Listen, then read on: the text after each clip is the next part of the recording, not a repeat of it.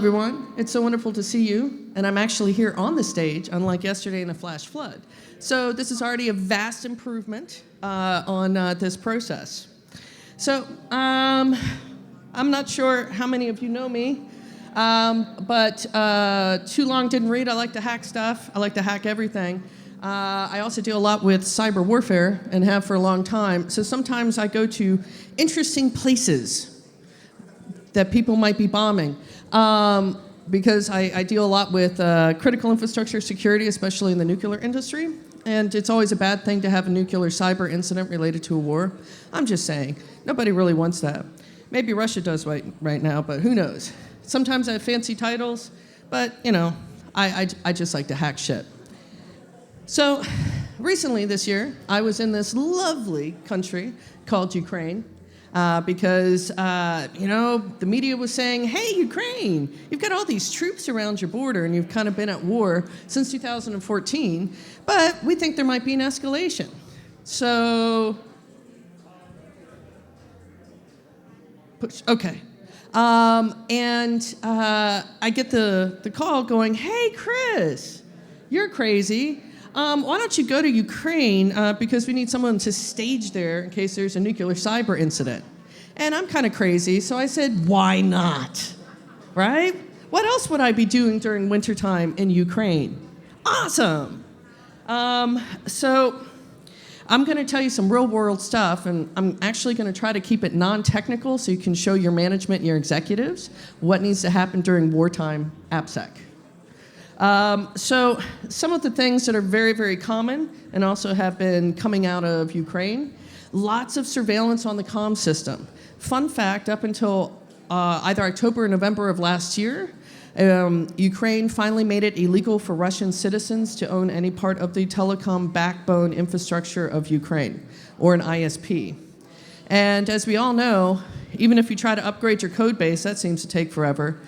So imagine if you try to upgrade or change around your telecommunications backend. So Russia has been able to fingerprint almost everything for a good number of years.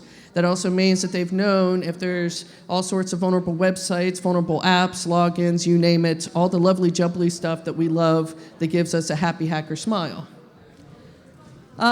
We also have been in this wonderful quandary of, hey, we like to store things about ourselves, and we kind of like privacy. Now, I live in Europe, so we're a bit more privacy-minded. But during wartime, who thinks privacy matters during wartime? It matters to the enemy.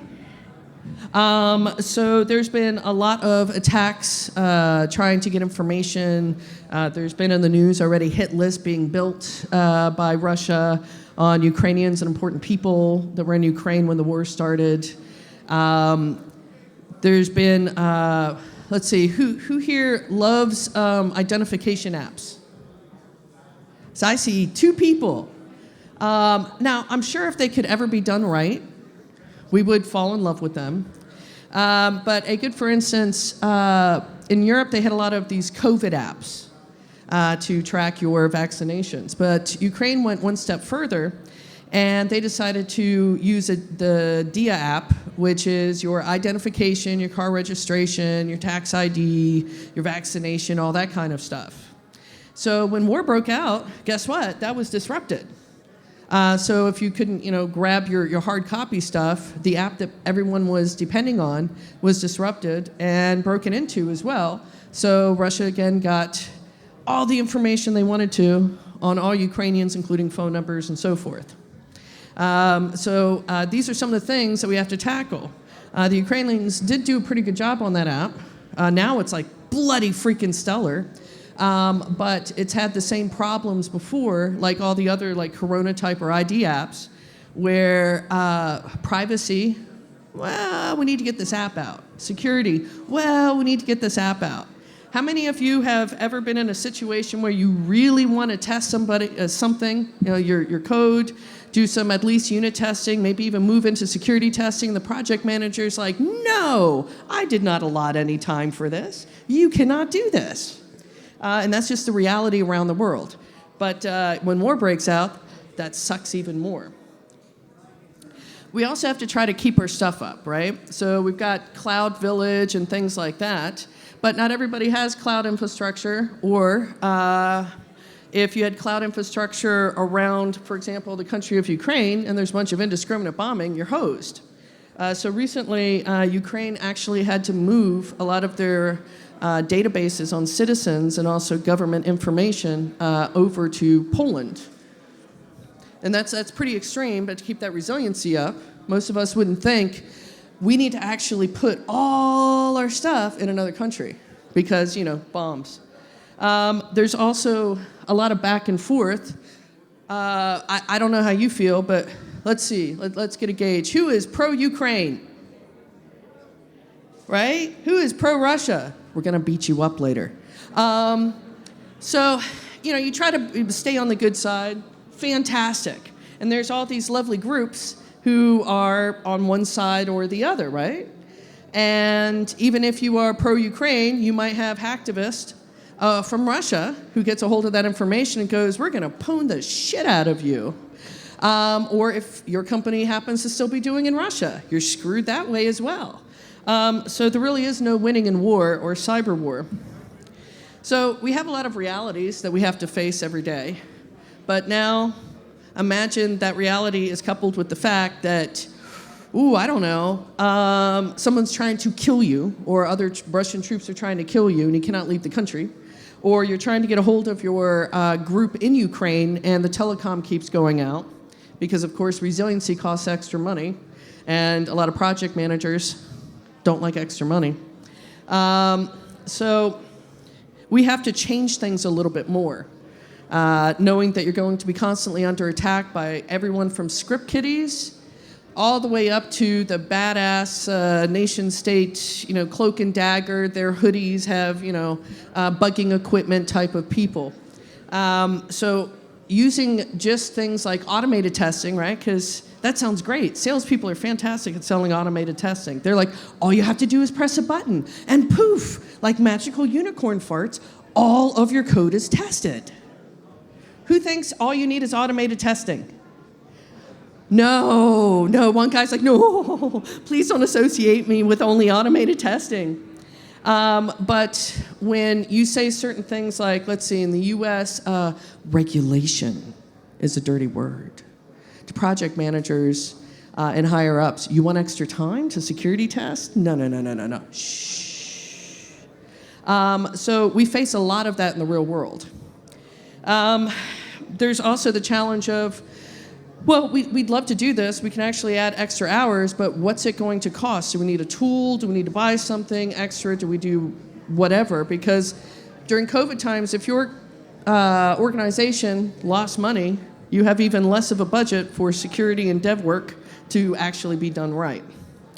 And when it comes to things like, I'm sure you've all heard of it, this thing called Log4j. Some of you were very lucky, I think. Your Java and Log4j version was so old that you weren't affected. Right? Resilience! Rock on, old Java, running 5 billion devices around the world. Remember that in your nightmares. So it can be very problematic to do this kind of stuff. And also, Ukraine was a fantastic base for really smart developers for a more reasonable price. Ukraine, Romania, Bulgaria, all of their networks and government networks have been hammered by the Russians to the point where Romania had to close off its digital borders to government websites. So if you're like, yeah, we can actually afford to upgrade the code base, we've got this company over in Ukraine, oh, they got bombed. We have this country over in Romania, oh, their internet connectivity is no more.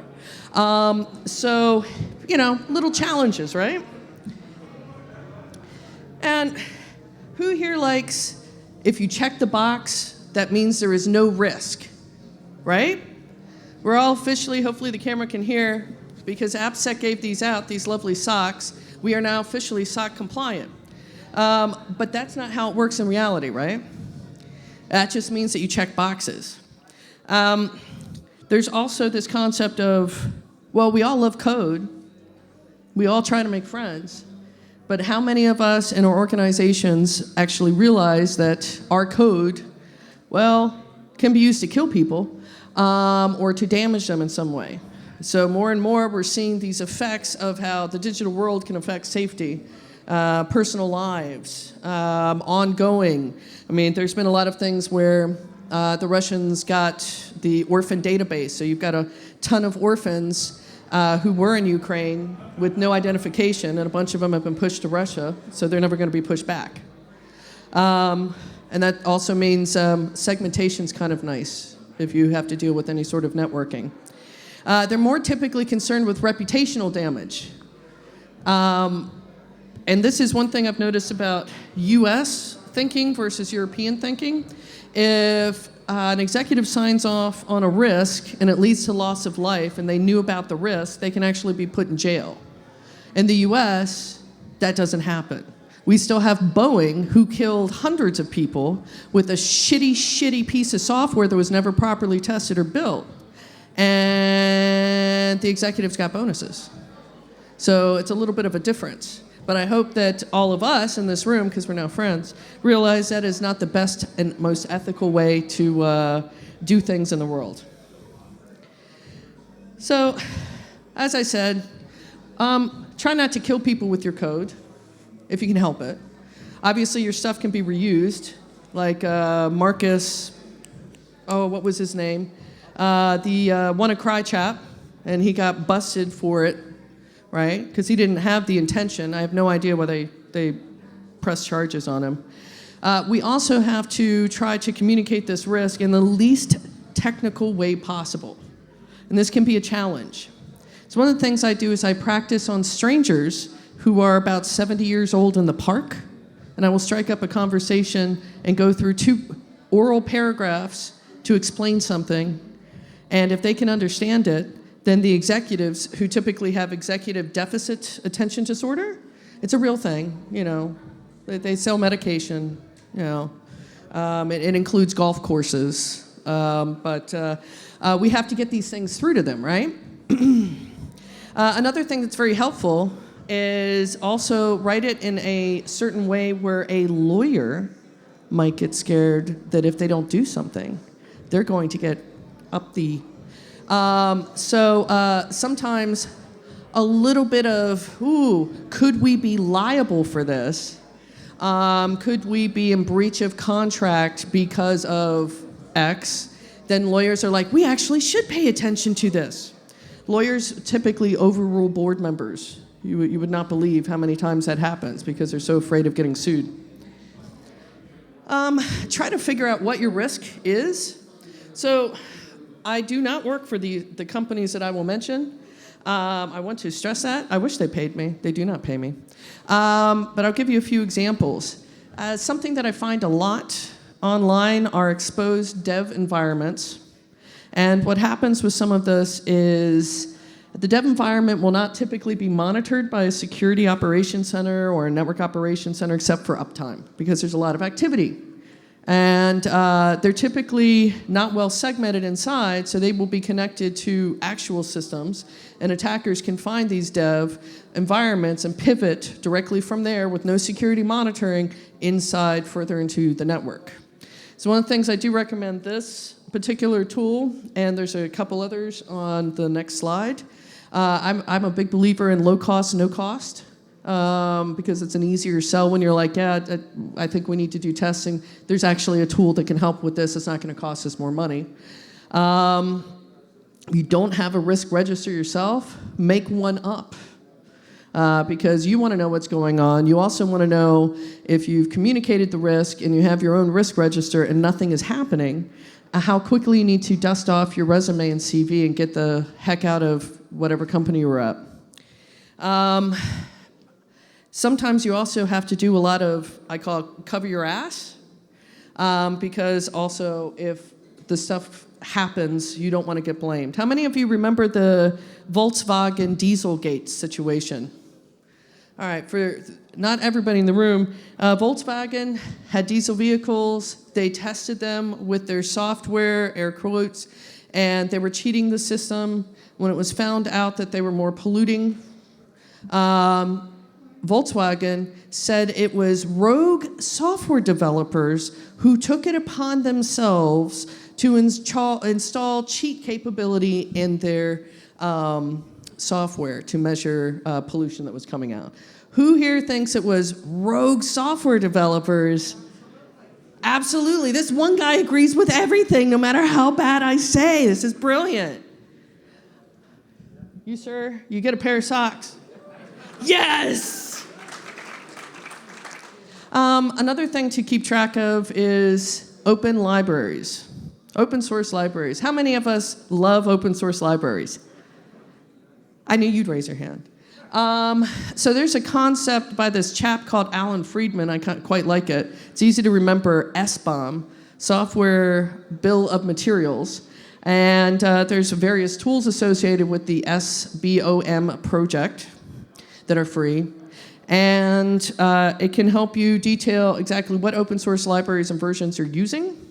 And then I also set up certain things like setting up alerts on Google News or whatever other news, putting in that particular open source library and the word security or cyber or attack or hacker or whatever.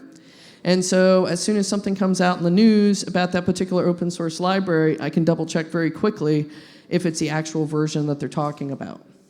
So that can be helpful. Free alerts. On the top bullet point, there's some other tools. The one in the middle does cost some money, but not very much. Gray noise can also be used to set up all sorts of very interesting alerting, which is quite handy. You can also set up alerting on any of your cloud infrastructure as well for certain types of modifications. And that's kind of nice if you can set them up. However, I will warn you, gray noise has a lot of information, but sometimes it's a bit too much information. So you have to learn how to filter certain things down. There's also this other great concept that I love, and it's low cost, no cost. I think you get like 25 of them for free. It's called canary tokens. And you can create things like false Amazon AWS keys to post and put it in a very interesting position where you or an attacker would be the only ones going after it.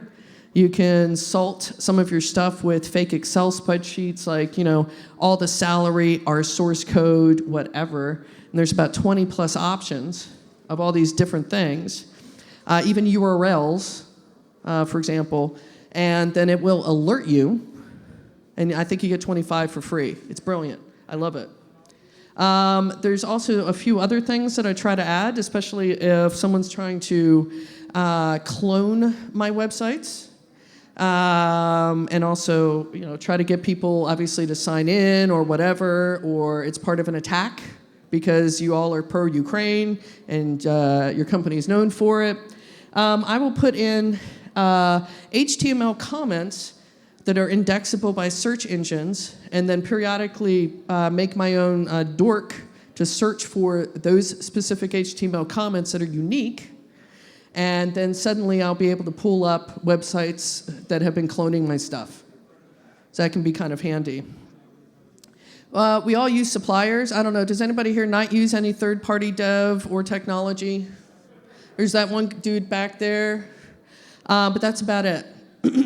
One of the things that we've seen throughout, especially Romania and Moldova, because of the war, is the Russians have been hitting hard a lot of small to medium-sized businesses because they don't have the best cybersecurity. They don't really have the budget, right? But yet they can be very unique suppliers. Back in the day in 2014 with the black energy attacks in Ukraine, the Russians got a hold of the one tax software that everybody used because it was localized for the language. And everybody used it. It was like TurboTax, but they only had one option. Well, you run into some of this with like the Romanian language, the Moldova language with Cyrillic, things like that. It becomes very unique. And so you have to use these because they're the only one. And so I also set up alerts for some of those suppliers to see if they're in the news, if there's any configuration changes of stuff that they're handling for me, so I know ahead of time, as quickly as possible before my stuff, floats away to Russia. So these can be very helpful, and they don't cost money to do, just a bit of time. But tell your project managers it could actually make money. And, do proactive tools, question mark, profit. And maybe they'll like that side. Another thing is looking at certificates. And this is something that I find a lot using Shodan or Census, is you'll have, we'll use IBM. They'll have dev.ibm.com or dev123.ibm.com. Tied to a certificate. It turns out that's a dev environment. You search by the certificate, you find all the dev environments that are exposed on the internet that are using that particular certificate tied to IBM. So it's a great way to find a huge amount of exposure you did not expect. That is the way that I found the flight control software of the 737 MAX when I hacked the shit out of Boeing legally because it was in the Netherlands. So these are things that you need to look for. Also, check your certificate expirations. Usually IT will do this. Sometimes they forget to check that mailbox. Especially if somebody else snags your stuff and you're using an update process and your customers end up getting updated with malware. They also steal the domain because they did not, or they allowed the domain to expire. Sometimes IT misses that particular email too. So try to be as proactive as you have time. Attempt to do manual testing. There is one thing that I absolutely love, and I think I put it, yes, I know my battery's running low, is the OWASP testing guide. Now, you will not be able to get rid of all risk. You can try to minimize risk, but there's a lot of ways you can get on lists where you've got a lot of unfriendly people who might be aiming for you. The IT Army of Ukraine is fantastic, but I did not want to put up the channels of the opposite side of patriotic hackers in Russia that I surveil. But they are wonderful. How many of you meal prep? There's like 10 people, right? So during a crisis, during a war, how many of you think you'll be prepared if you haven't practiced certain things? You won't be, right? That one guy back there, you're gonna have to get a pair of socks. I got two guys, man. One of the things that has been crucial, especially in Ukraine, is alternate communications if some of your stuff gets taken down. So the typical way that you would contact your peers or talk about work-related things, your email might be down, your Slack, everything, you might be getting hit left and right, or you might not be able to trust your communications because they're surveilling them. So look at alternate communications. It's very, very handy. And if it gets too bad, update your resume. I do want to say one thing, because I was watching a panel the other day. It's okay. I don't need the slides. There's only two left. And the panel was a bunch of CISOs who, I'm sure they were nice, but they thought that they were the smartest people in the room, as most CISOs do, right? And they were going, who's really to blame for all of these problems? Oh, who, wise CISO? Security architects and developers. Awesome, right? Right? Just like Volkswagen, shit rolls downhill. They'll try to blame anyone. They forget that leadership is the one to actually blame when you can communicate things clearly to them. And they're like, yeah, no, go away. I'm going to the golf course. So you are not to blame. It is very difficult to do what we do on a daily basis, much less when there is cyber weaponry just flying around all over the place. The European Union, NATO member states, they are getting hammered. Albania had to shut down their internet border as well last week. US has been affected. When Russia made a sanctions list, sanctioning lawmakers in the US, the people who were not on that list, they started to get targeted, because they thought that they were collaborators with Russia. So I had to tell the US Sergeant of Arms of the Senate the list that was going to be aimed at by patriotic hackers on the Ukrainian side to go after any businesses that these Congress people owned, anything that they could tie to their family, so forth. So this is how things are going back and forth. You are not to blame.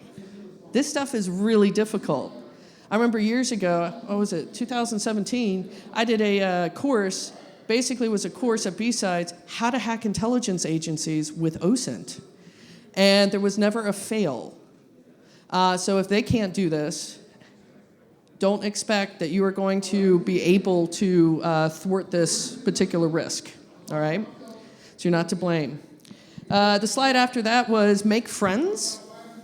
I love this meme where it'll have two stick figures carrying a couch, friends.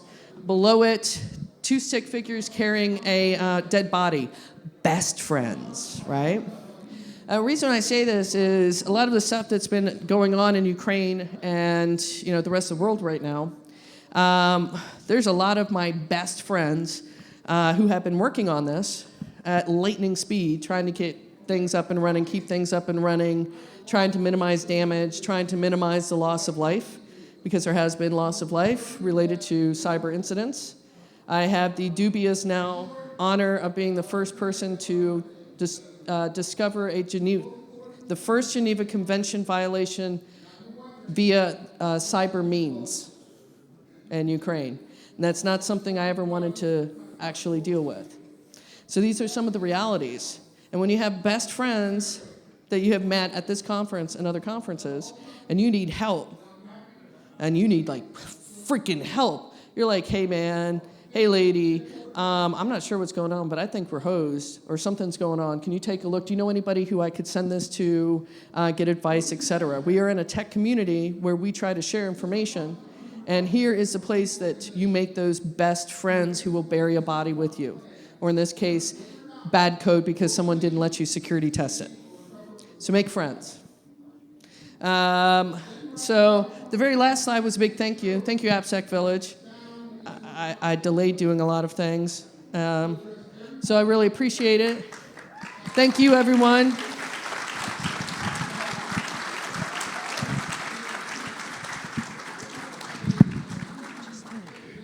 So questions? Do I have time? Okay. Question time.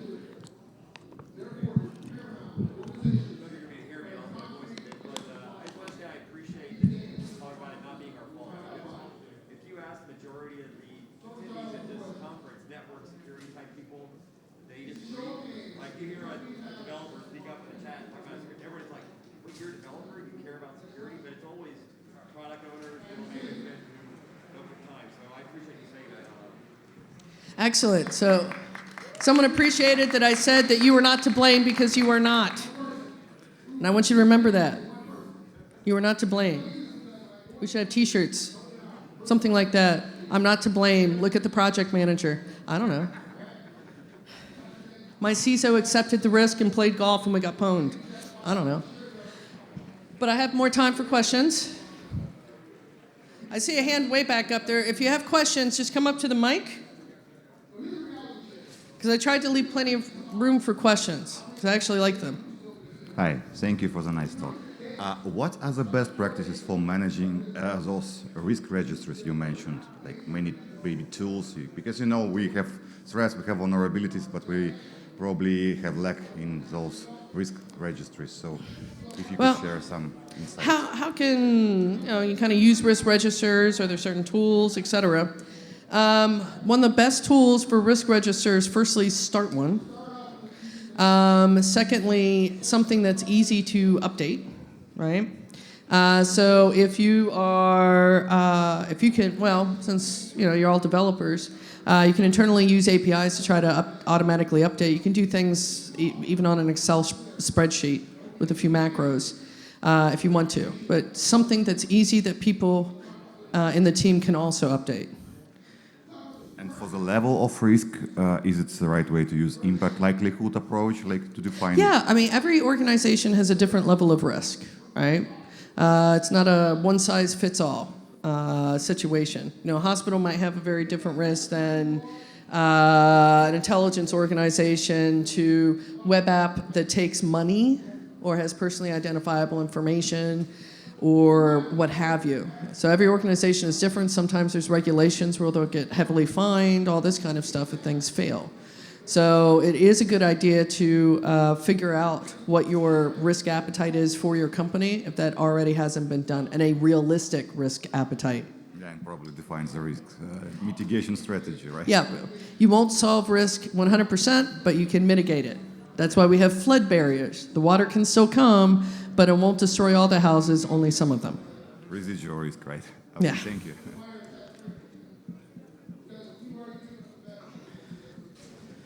I'm thinking that this Russia and Ukraine thing is just the beginning, because pretty soon it's going to be China and Taiwan. And China's going to have, they've got a lot of our businesses over there and connected to our networks. And when they invade, or likely to invade Taiwan, then Ukraine's going to be cake compared to that. So how do we start separating ourselves from China and preparing ourselves for that? Ooh, okay. I'll put my advices UN hat on. So diplomacy is great. Doesn't always work. You know, depends on how good the wine is everybody's drinking while talking. So how on earth could we tackle this getting worse and in other war situations? We cannot. Cyber wars are borderless wars. So as years go by, they're going to get better and better and better. And it's something that we have to plan for and deal with.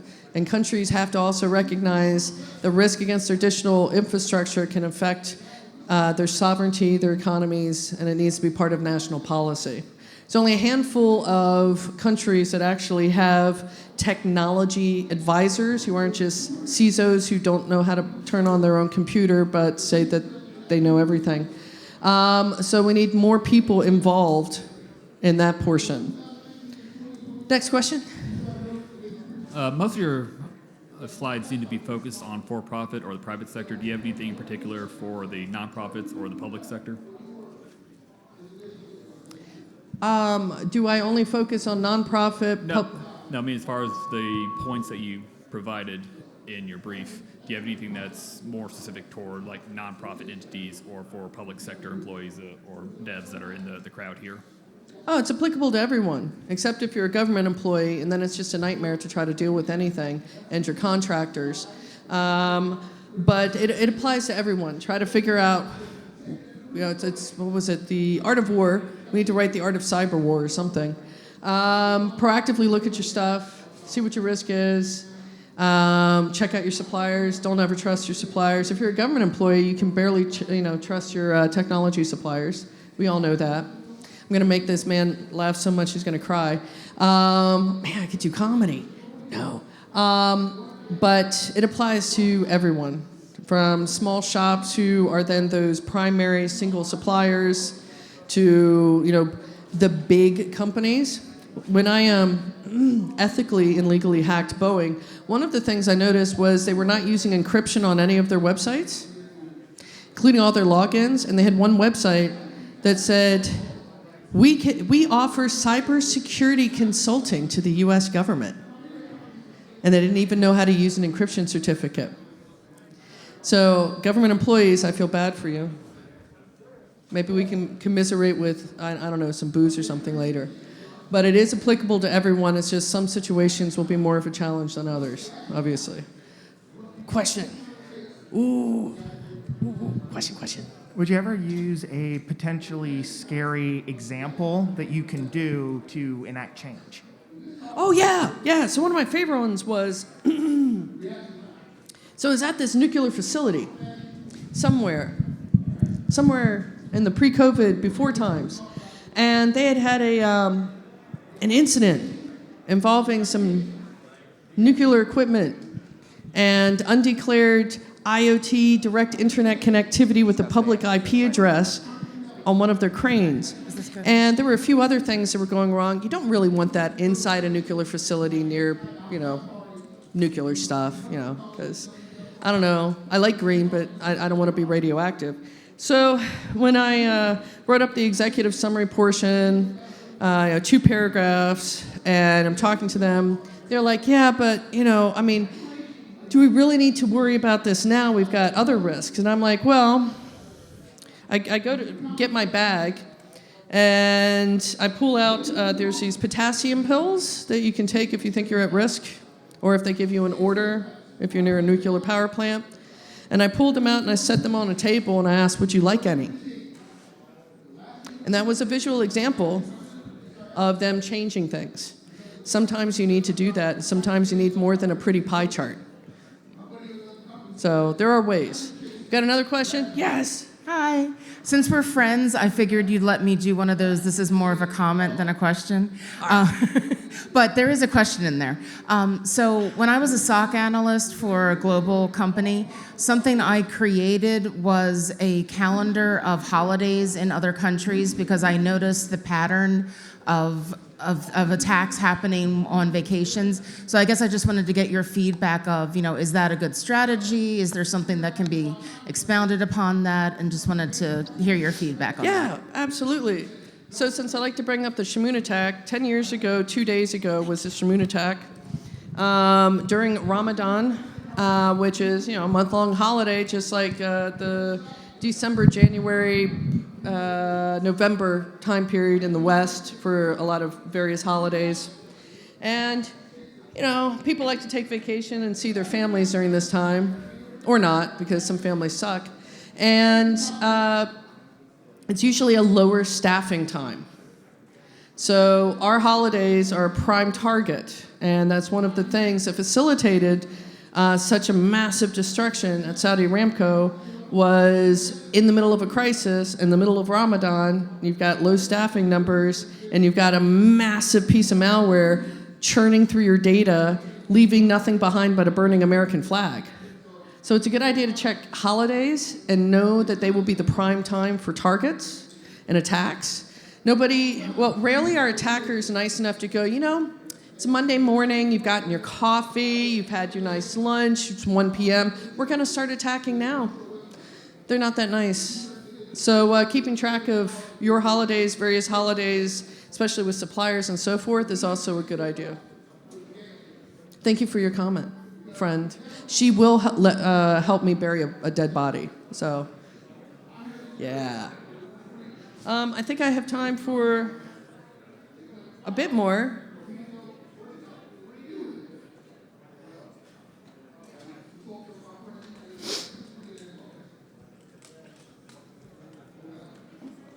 Hi.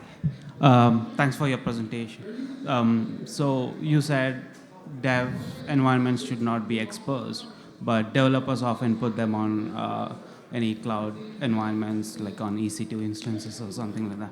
So how a security person can recommend developers not to put anything, because that could have the attack surface of subdomain takeovers. So how do I recommend developers not doing Mitigation of risk. Mm-hmm. So minimize that damage. You're the ones that have the risk in that particular position, but it's with the product owner. Security should be going, here are the risks, but it's not my risk. Take a look at it. But helping with mitigation and minimization so that there are layers. So if you need to have a certain level of exposure, it's not connected directly to more vital things. Or there are extra alerts on the back end or things of that nature. Mitigation. You can't, the only way we get rid of risk on the internet is to disconnect ourselves from the internet. And that wouldn't be fun. It kind of sucks. I do have time for more questions. I'm not good at tap dancing. I can try to sing. I don't think you want me to. Yes, this is how I get questions.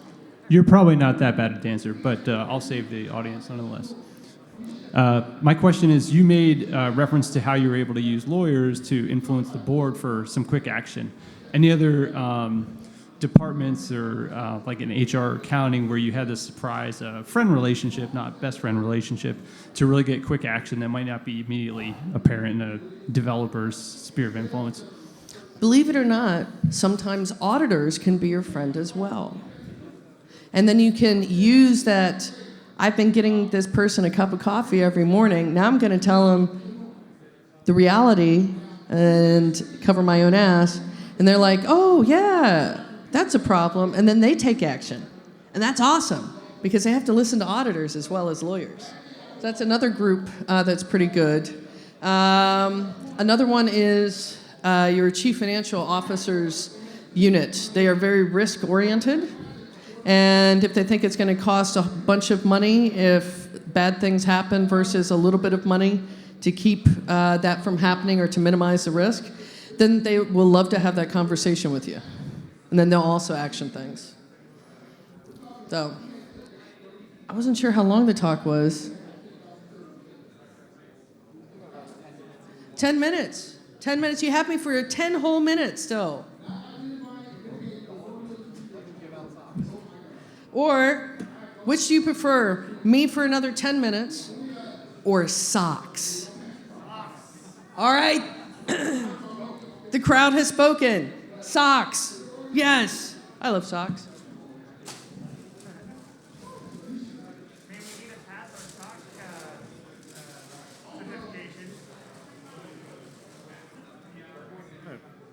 Oh, you have a question? Yeah, just one big question. Thank you. You mentioned about that do not blame the developers. What do you think about the Tornado Cash situation that happened at the Rust developer yesterday? The what situation? Tornado Cash, it's an application, and yesterday it was for cash laundry, and yesterday they arrest a developer. I'm not saying that all developers are as wonderful as you all here in this room. Yeah, crypto developer Ponzi schemers are not nice people, are they? Right? They're kind of scum of the earth, like marketing people. Yes. Man, they're creepy with how much data they get on you. Worse than an intel agency. Yeah. No, that's. Try not to break the law, but if you do, there are countries that do not have extradition with the United States. Remember that. That's all I'm saying. And if you do make money, I would like to retire one day. So, I'm here. I could do a comedy routine. Done. Hello. So you mentioned about how sort of small, medium-sized companies in Ukraine are getting smashed at the minute. Have you noticed any sort of reactionary measures happening to compensate for that? Oh, yeah. And if so, what is it specifically that they've done to sort of backtrack and get on track? So have there been any responses, basically, on the offensive side of how to keep some of the cyber hammering, smashing going on? Yes. Now, your accent sounded like you were from the UK? I am, yeah. Yes, you are. And so the UK came out, I believe late March, and they said they would hack back at Russia and start offensive cyber capabilities against Russia. And now a couple of other countries have also come out and said the same thing. They're just not saying what they're doing. On the other side, some of my favorite ones are from the IT Army. I think everybody knows that vodka is rather popular in Russia. And what they did was they took out, with a DDoS attack, the main alcohol supplier of Russia for a while. And so the vodka could not move throughout the country for almost a couple of weeks until they got their supply back. So there's been, certain things. If banking apps are hit by the Russians, then some people volunteer to hit the banking apps in Russia, back and forth. Cool. So. Thank you very much. Cheers. Sure. Ooh, that was on fire. One of the main concerns I have for the developers are that they can be hit themselves. Specifically, if I'm thinking as a country, what better way to hurt the company or get into the company is with the idea of DevOps. Developers are actually accessing the production systems as well. So build some great third-party software or open source software so that developers want to have and need, and provide those in the back doors. Because developers' workstations aren't necessarily the cleanest things in the world with all the tools and stuff in there. And then later on, you can use that as the capability of getting in there, and they probably have the credentials into the production systems. Yeah. Another thing to minimize insider risk is to appreciate your employees and pay them more. Yes, ma'am. So I've been working a lot with like encouraging developers and doing things like security champions programs. Are there some additional ways that we can work on that encouragement? Like, hey, security is fun.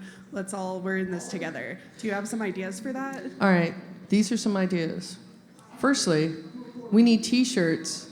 I made this up. Don't you wish your girlfriend could hack like me? To make it popular and normalize the fact that we should be looking for issues before they're worse issues. Make it cool.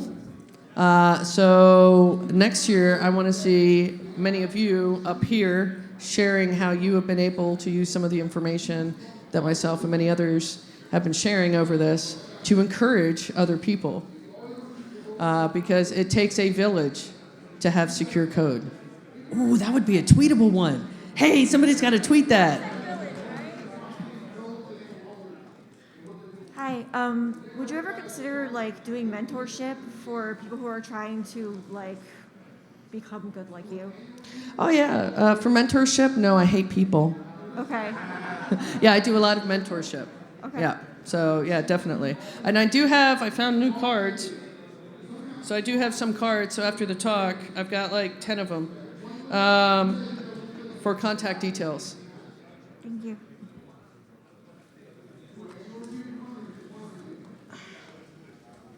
So, on the topic of covering your own ass, do you have suggestions for when public opinion, especially within the company, turns against you, even when you've done that and they're not listening? Yes, cover your ass. This has saved me so many times. I remember one time, let's put it this way, we had a system that was not being maintained and was directly connected to our customers and not patched, and I had told my boss, yo, that's going to be a vector of an attack into the customer environment. We're going to get hammered. And he was like, oh, no big deal. They'll maintain it eventually, blah, blah, blah, blah, blah. And then it got, like, what was it, MS08 something, the Conficker one. And so then all of our clients got infected.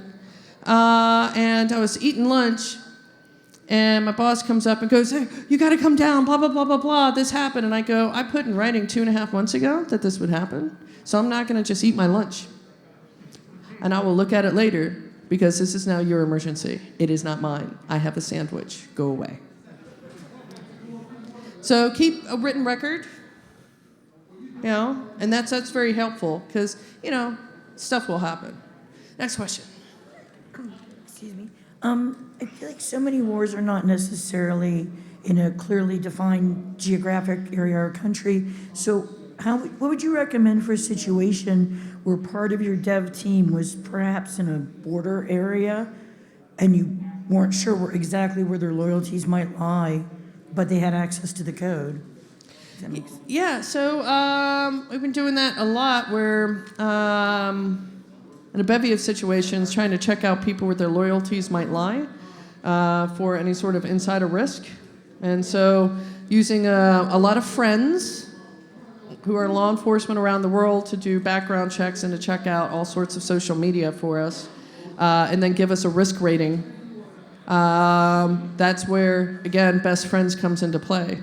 And it didn't cost us anything. So that's something that you can do. Next question. Last one up. I don't know if you answered this already. I did run to the bathroom, but I'm really curious about how you got into this like nation-state cybersecurity. Almost, you're talking about Ukraine. You're talking about all these, pretty intense topics. And what I guess is your background? How did you get into this? How did you get into where you are now? Because it's a pretty unique, I guess, spot you're in. So I'm very curious about how you got here and what advice you'd give to someone who wants to get into this type of cybersecurity. All right, so last night I stayed at a Holiday Inn Express, so that was really helpful. So I've got a military background, doing things with Space Command and stuff. And we faced a lot of very interesting attacks back then, and so I use that experience with other nation-state issues for a long time, unfortunately. And so I've kept in this because I find it absolutely fascinating, strategy-wise, how effective the digital realm can be, mixed also with things like misinformation, disinformation, malinformation, and propaganda. By the way, Tracy over there is an expert on that. So the use of bits and bytes for nefarious purposes, it's quite interesting. And I've seen firsthand halting certain cyber war attacks, helping to recover some companies like Saudi Aramco, where Levon, who's next door, and I used to work when they got hit. And so it's something that has intrigued me. And so that's why I've stayed into the field as well. So I think that was the last question. Who did not get socks?